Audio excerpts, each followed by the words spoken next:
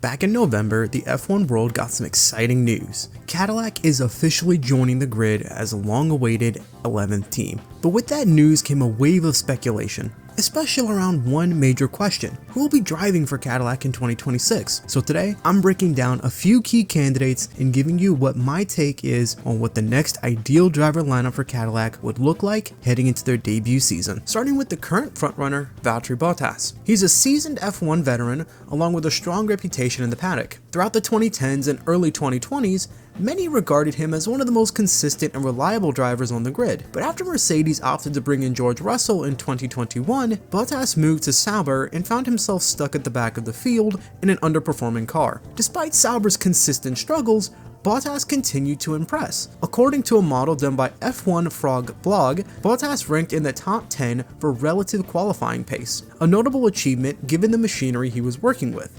He also outperformed his teammate Zhou Guanyu in both qualifying and race results. For 2025, Mercedes has already tapped him as a reserve driver, a sign that he's still a highly valued driver, and the fit with Cadillac seems natural. Bottas not only brings 12 years of experience, but he could also play a key role in helping Cadillac evolve into a works team by 2028, offering highly valuable feedback on engine and chassis development. And let's not forget, Bottas has been publicly linked with Cadillac before, so if I were placing bets, he's got a strong chance of making that 2026 lineup. Next up, the fan favorite. Daniel Ricciardo, aka the Honey Badger, is a name that's come up a lot since the Cadillac announcement. He's currently a free agent after being dropped by VCarb in 2024. Ricciardo's talent is undeniable, but unlike Bottas, he seems to need a car that suits his specific driving style. This could be a challenge for a new team trying to establish consistency.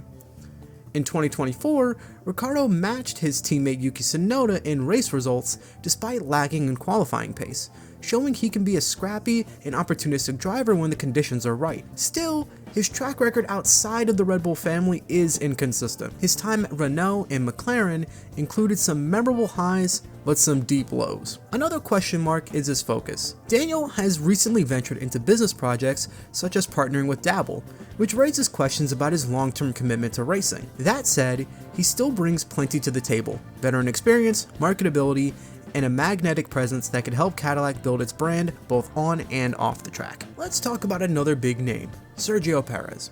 After being released by Red Bull at the end of 2024, Sergio Perez has become one of the most sought-after free agents on the market. He's a proven race winner, and his experience rivals that of both Bottas and Ricciardo. In 2023, Perez finished third in the championship. In 2024, he slipped to 8th, but comparing him to Verstappen isn't quite fair, as Max is in a complete league of his own. For a more balanced view, let's go back to 2018, when Perez was teammates with Esteban Ocon. While Ocon had the edge in qualifying, Sergio delivered stronger race day performances, something that's been a hallmark of his career. His racecraft, defensive driving, and adaptability make him a strong fit for a new team like Cadillac. He also brings experience in helping teams develop, something Cadillac will desperately need as it ramps up to 2028. Add that to a network of strong Mexican sponsors, and Perez becomes an extremely valuable package. Now shifting to younger talent, a few years ago, Theo Pourchaire was one of the hottest prospects in F2, alongside Liam Lawson. Unfortunately, he was passed over by Sauber for Gabriel Bortoleto, and has yet to land a full-time F1 seat. Recently, however, Theo has competed in the 24 Hours of Le Mans in the LMP2 class, finishing 8th in his first full outing.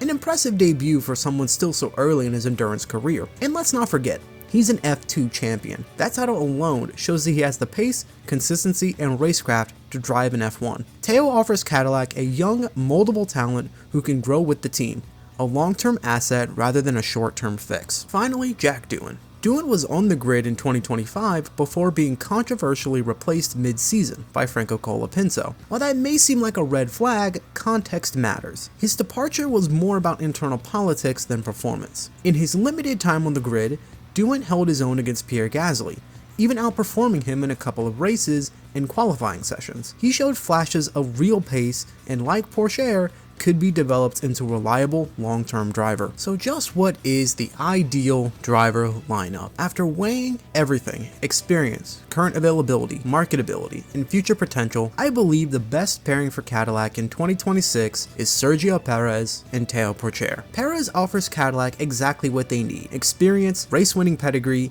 and technical insight for developing both chassis and engine. His sponsorship connections and leadership make him a cornerstone for the team's early years. Pourchaire, on the other hand, represents a future. He's young, fast, and hungry. A driver lineup like this gives Cadillac both short-term stability and long-term potential, which is exactly what any new team should aim for. Now, of course, there are other speculative options like Yuki Tsunoda, Pierre Gasly, or Liam Lawson, but for this video, I wanted to focus on realistically available candidates.